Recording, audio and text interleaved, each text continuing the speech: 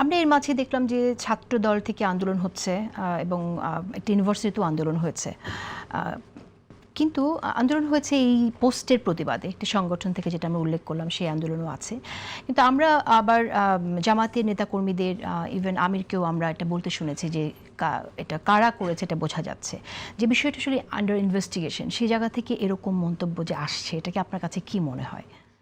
এটা হলো দুই দিক থেকেই আমি বলবো আসলে, যে কারণ এটাও সন্দেহ আছে, তারা চাপ রাখছে। আপনার কাছে রাজনীতির মাঠে অনেক কিছু হবে, এই সমস্ত স্লোগান অথবা মিছিল প্রতিবাদ এগুলো হতেই থাকবে, এটাকেও আমি খারাপভাবে দেখি না, এটা হতেই পারে। কিন্তু আমি একটা কথা বলি, যেখানে এখানে না একটা চিন্তার একটা পার্থক্য আছে।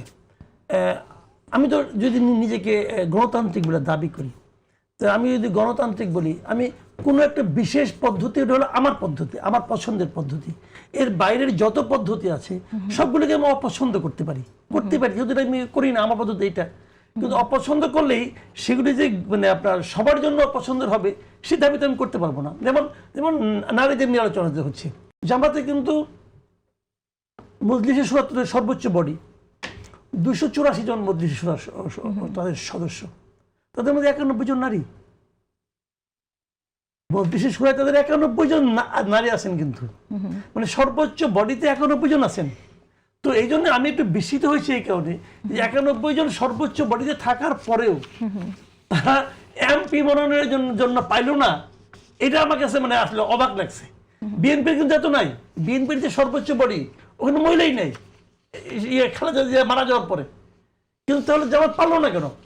তার মানে জামাতের এটা আলাদা একটা পলিসি, না পারা তারা হয়তো পারতেই চায় না, তারা হয়তো করবেই না পরবর্তীতে ক্ষমতায় গেলে কাউকে। যে কথাটা নাকি জামাতের আমির প্রকাশ্যে বলেছেন ইন্টারন্যাশনাল মিডিয়াকে, যে ওনারা এটা করবেন না।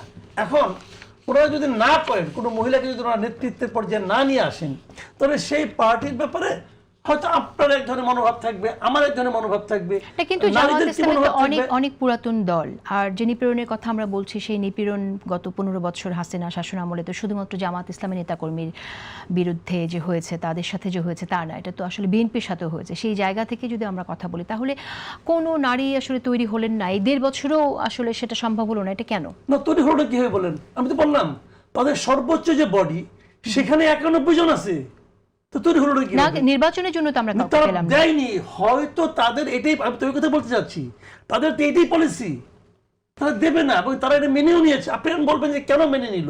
আচ্ছা আপনি আমাকে বলেন তো ভাই, আপনি এটা, আমি অনেক গবেষণা করছি, কোনো ফল পাই নাই, কুলকিনারা পাই নাই। আপনি বলেন জামাত নারী বিদ্বেষী, জামাত মহিলাদের ক্ষমতায়নে বিশ্বাস করে না, জামাত মহিলাদের ঘরে রাখতে চায়, এই জিনিসটা আমি আপনি বুঝি। এই বাংলাদেশের 5টা বিশ্ববিদ্যালয়ের কোন নারী হলের নারীরা বুঝে না কেন? ওরা কি শিক্ষিত না? ওরা কি আমার আপনার চেয়ে কম বুঝে রে ভাই? আমি তো ওর স্বার্থ বুঝতেছি, ও তো তার নিজের স্বার্থ বুঝতেছে, তার নিজের স্বার্থ সে বুঝে না কেন? বুঝান আপনি আমারে। নিশ্চয়ই কিছু একটা কারণ আছে। আমাকে একজন বলতেছে যে ওরা তো ব্রেইন ওয়াশ করে ফেলেছে, তারপর আপনি ব্রেইন ওয়াশ করলেন না কেন? ওটা যদি ব্রেইন ওয়াশ হয়, একটা পশ্চাৎপদ ধারণা থেকে যদি ব্রেইন ওয়াশ করতে পারে, আপনি আধুনিক চিন্তা ভাবনার লোক, তা আপনি একজনকে ব্রেইন ওয়াশ করতে পারলেন না কেন? তাহলে আমার ব্যর্থতা আছে। আমি একটা ভালো পদ্ধতি নিয়ে আসি, কিন্তু আমার ব্যর্থতা, আমার আচরণগত ব্যর্থতা। তো ওরা একটা খারাপ পদ্ধতিকে এস্টাবলিশ করতে পারছে, তাহলে হুইচ ইজ বেটার? আলোচনা কিন্তু বুঝতে হবে, পদ্ধতি ইটসেলফ কিন্তু কাজ করে না, পদ্ধতিটা যার হাতে পড়ছে সে কাজ করে। আমি একটা মানে খুব ভালো ইঞ্জিনের গাড়ি নিয়ে আসছি, কিন্তু গাড়ি আমি চালাই না, অথবা গাড়িতে আমি আকাম কুকাম করি। সে একটা খারাপ ইঞ্জিন ইন্ডিয়ান গাড়ি মারুতি নিয়ে চালায়, বাট সে চালাইছে না, সে একটা কাজ করতেছে। তাহলে ব্যর্থতাটা কার? আমি এখানে হাহুতাশ করি যে সবাই কেন আমার এই গাড়ির দামি গাড়ি রেখে কম দামি গাড়িতে যায়, কেন যায়? আমি তো তাহলে আমার তো আত্মপ্রবৃত্তি থাকতে হবে। আমি গেলে ওর বদনাম করে তো লাভ নাই। আপনি আমাকে বলেন, এই 5টা ইউনিভার্সিটি এতগুলি মহিলা হল, সবগুলি হলে জামাত কেন জিতলো? ব্যাখ্যা করেন, তারপরে আপনি সমাধান পাবেন। ঠিক আছে। আসলে কিছু কিছু জায়গায় আবার আমরা শুনি, কিছু অভিযোগের কথাও আমরা শুনি, যে অভিযোগ আছে সেখানে নির্বাচনগুলো ঠিক মতো হয়নি, যেমন জাহাঙ্গীরনগর কথাও আমরা শুনেছি। সেটা আমরা কেউই বলতে পারি না, আপনিও বলতে পারেন না, আমরাও বলতে পারি না। তবে অক্ষমের অজুহাতের শেষ নাই, পারেন না ইলেকশনের, পারেন নাই। ইলেকশন তো আমি করি নাই, বা আমিও অংশগ্রহণ করি নাই। আচ্ছা, আমি সেখানে